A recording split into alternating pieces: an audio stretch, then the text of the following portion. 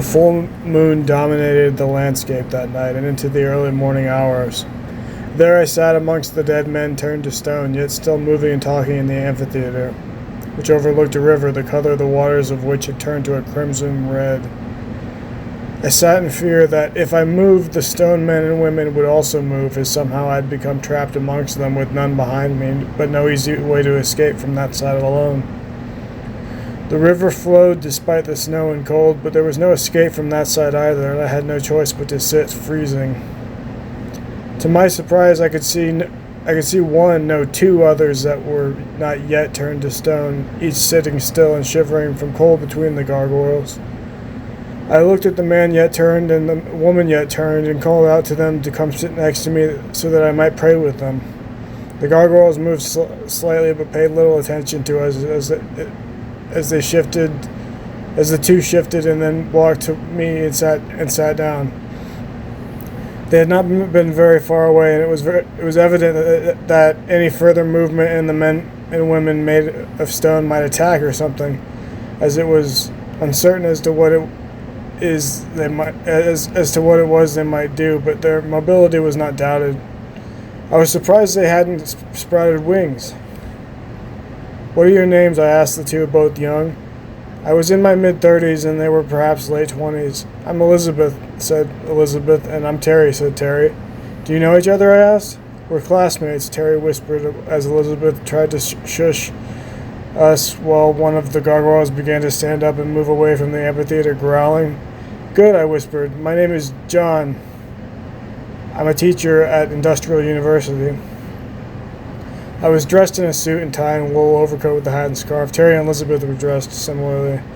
We know," Terry stammered.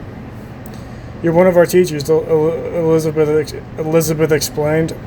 "Oh," I said, kind of loudly, rustling around some of the gargoyles. "Splendid," I murmured. Elizabeth gave me a look of fear. "How do we get out of here?" Terry managed. The growling began to heighten and more gargoyles began moving around. "I don't know," I said. "I'm going to pray." Elizabeth, probably even more frightened than I was, who sat on one side of me and Terry on the other, grabbed hold of my hand. Terry reluctantly did the same, out of fear.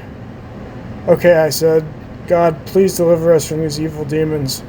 The gargoyles began to hiss. "Stop," Terry stammered again. "What?" I asked, not oblivious to the hissing. I'm a religious man." "They're hissing," Terry said. Elizabeth chimed in. "Maybe that means he's doing something, Terry," she said somewhat angrily. "Right," I said as the hissing continued. "God, please deliver us from these evil demons, return them to their righteous bodies, and ensure that they are better off." And all of a sudden a shower of light filled the amphitheater and the gargoyles returned to normal people. They began to chatter, oblivious to what had happened, and slowly they started to walk off away from the theater where a show had been playing before they turned to stone. "That's a miracle," Terry said, still sounding disappointed somehow. I sighed a sigh of relief, and so did Elizabeth. "Thank you," she said, nearly in tears. The river had returned to a usual winter white with some blue in its midst. "Care for a drink at my cabin?" I mustered to Elizabeth and Terry, before we decided what to do next, as a hushed sort of reply. "Sure," Terry said. "I would be delighted," Elizabeth said. "We can figure out what that was maybe," I said plainly. We exited the amphitheater, and as we did, I noticed a large barge out at sea, which was behind the amphitheater on the side where there had previously been no escape.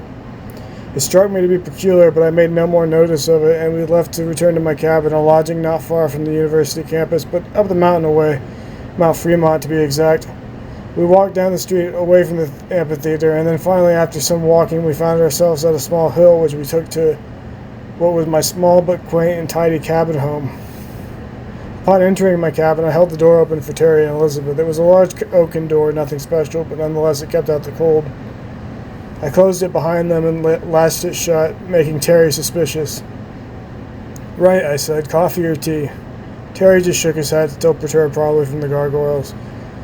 Elizabeth nodded and said, "Yes, tea, please." So I went to work boiling a kettle of hot water, and when that was finished, sat down next to them and handed Elizabeth her cup of tea, one of which I also made for myself. "Right," I said yet again, as I was accustomed to doing. "What do you think that was, and more importantly, what do we do if it happens again? I don't know. Pray? Terry asked. Right, I said. Elizabeth gave me a look as if she wasn't sure it would work again, so nearly stammering, I muttered, I can't believe that actually worked. I was just scared out of my wits. Terry shrugged. I don't know if it would work for me. Why not? I asked him, taking a sip of tea. He doesn't believe in God, Elizabeth explained. Well, you did today, I said poignantly. Maybe so, Terry shrugged. It probably won't happen again. Were we all hallucinating, Elizabeth asked? No, I said flatly. That would be highly improbable. Nonetheless, I think it's best if we don't speak of it to anyone. Terry nodded. I seconded that. Maybe tomorrow we'll know more, I stated.